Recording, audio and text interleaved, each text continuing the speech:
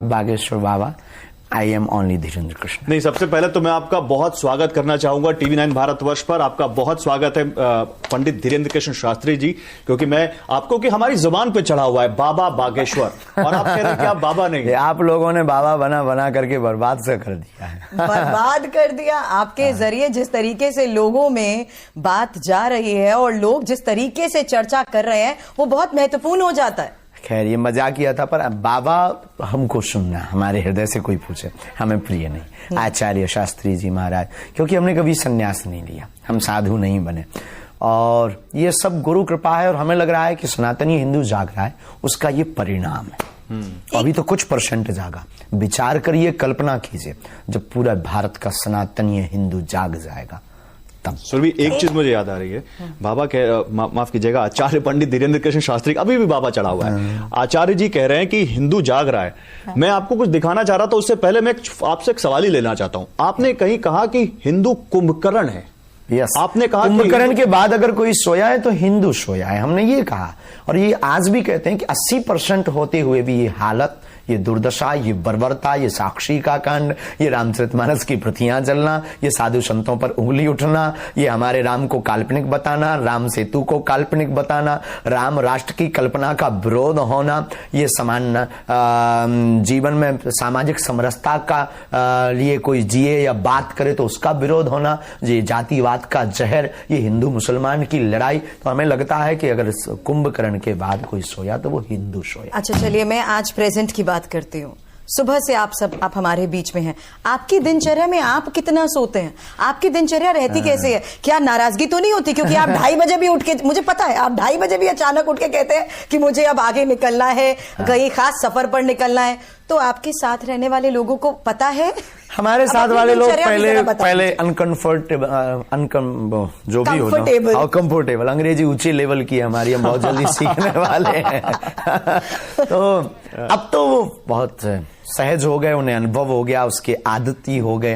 प्राय हमारे साथ जो सुरक्षा में भी है वो भी अनुभवी हो गए। पहले वो सरकारी सुरक्षा में है तो उनका एक अलग अनुभव था, हमारे साथ एक अलग अनुभव है। लेकिन हमारी टीम पूरी परिपक्व है, और हमारे जीवन का एक ही नियम है कि कोई नियम नहीं। क्या बात है?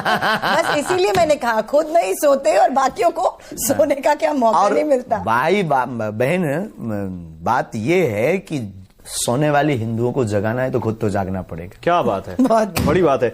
आप हिंदुओं को जगा रहे हैं, क्यों जगा रहे हैं, आपका उद्देश्य क्या है, इस पर मैं बात करूंगा। लेकिन आचार्य जी, आपकी आज्ञा से, क्योंकि आप बाबा के नाम से मशहूर है और हमने अपने पूरे सेगमेंट में आप कई बार बाबा का इस्तेमाल किया है, तो अब कृपा करके मत करना, अभी हमें पराए घर भी जाना है, आगे से नहीं।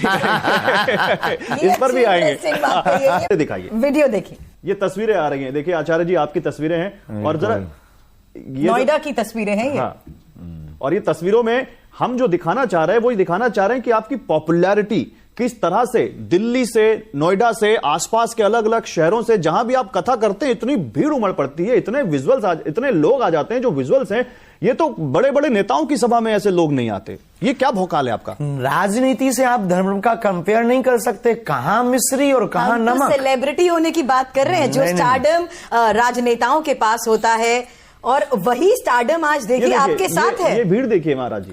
श्रीमान जी, हम इसके लिए भी आपसे प्रार्थना करें कि हम कोई स्टार नहीं है, हम कोई अभिनय करने वाले नहीं है, ना हम कोई स्पोर्ट्समैन है। हम एक आध्यात्मिक की ध्वज को लेकर चलने वाले। तो ये जो लोग हैं, ये किसी सेलिब्रिटी को देखने या उसको फॉलो करने नहीं आए, ये अध्यात्म के लिए इस भारत में नई क्रांति को लेने आए हैं, सनातन की क्रांति। तो आप ये कह रहे हैं कि आपने सनातन की एक नई क्रांति छेड़ दी है, और ये हमने नहीं, हमारे आचार्यों ने छेड़ी, हम उसको बढ़ा रहे हैं। तो आपको ये लोग उस क्रांति से जग रहे हैं, आप ये कह रहे हैं? जग रहे हैं, जगे हुए दिख नहीं रहे आपको? कितने जगह बैठे हैं, घर घर जय श्री राम की नारे, हिंदू राष्ट्र की बात होने लगी, ये आप लोगों के तक पहुंच गई, और ये जगना नहीं तो क्या है? अच्छा चलिए, लेकिन इसी आधार पर मैं ये जानना चाहती हूँ, एक साधारण युवक, युवा संत, इस पूरे सफर में क्या क्या आपने सीखा? क्योंकि आपका परिवार बढ़ चुका है, ये जितने लोग आपके साथ आज जुड़ रहे हैं, परिवार है आपका।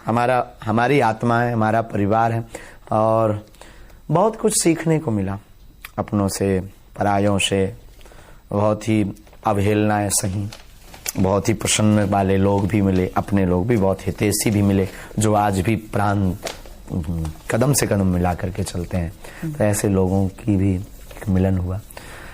सीखने ना सीखने वाली कोई बात नहीं है, बस सनातन को जगाने वाली बात, सीधी सी बात। लेकिन आपका परिवार आचार्य जी अब देश की सरहदों को भी पार कर रहा है, करना ही चाहिए। आपके चाहने वाले पाकिस्तान तक में। ओह, कई सारे ऐसे वीडियोस देखे, कई सारे आपकी कथाएं देखी जिसमें पाकिस्तान से महिलाएं आई जिन्होंने आपको अपना भाई बना लिया। तो आपने एक बार ये भी कहा था कि मैं पाकिस्तान जा रहा हूं और पाकिस्तान में राम कथा करूंगा।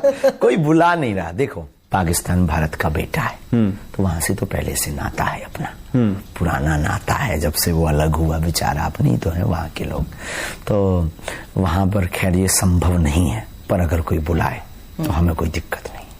चलिए, मैंने जिस तरीके से शुरू में कहा था, आप सुर्खियों में रहते हैं और अनगिनत वजहों से रहते हैं।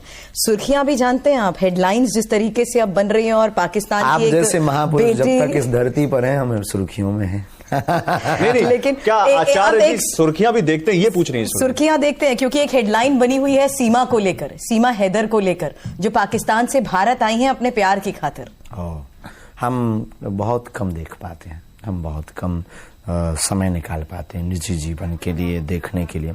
हमारी ज्यादातर अत्यधिक व्यस्तता समाज सेवा में वो जो गुरु का प्रसाद है, उस प्रसाद के पुरुषार्थ के लिए लगा रहता है। हमें जो गुरु ने कृपा दी है उसको बांटना, लोगों से मिलना, क्योंकि हजारों किलोमीटर से पैदल चल करके, कई बार गाड़ियां लेकर के, कई बार खर्च करके वो हमारे पास अपेक्षा के साथ आते हैं कि महाराज जी को, गुरु जी को नहीं, मिलेंगे। लेकिन उसमें एक पेच ये है महाराज जी कि उन्होंने कहा है कि वो इन्होंने हिंदू धर्म अपना लिया है। अच्छा, जो आप सीमा की सनातन धर्म अपना लिया है, और वो ये कह रही हैं कि अब मैं हिंदुस्तान में ही रहूंगी, हिंदुस्तान में जाना भी पड़ा, पाकिस्तान में तो नहीं जाऊंगी, यही मर जाऊंगी। और सचिन ही मेरा पति है। वो अपने पति को, जो हैदर है, उसको मान नहीं रही है और कह रही है कि हिंदुस्तान ने जो मुझे प्यार दिया है, जो यहां पर लोगों ने मुझे प्यार दिया, इस हिंदू फैमिली ने जो प्यार दिया है, उसको मैं छोड़ नहीं सकती। तो इसको आप कैसे देखते हैं? देखो भगवान, इस पे हम कुछ कह नहीं सकते हैं, और कानूनी प्रक्रिया के साथ, कानून से बड़ा इस देश में संविधान है, इस देश में आईपीसी की धारा है, इस देश में एक व्यवस्था है, उसके साथ में सहर्ष अगर कोई आ रहा है,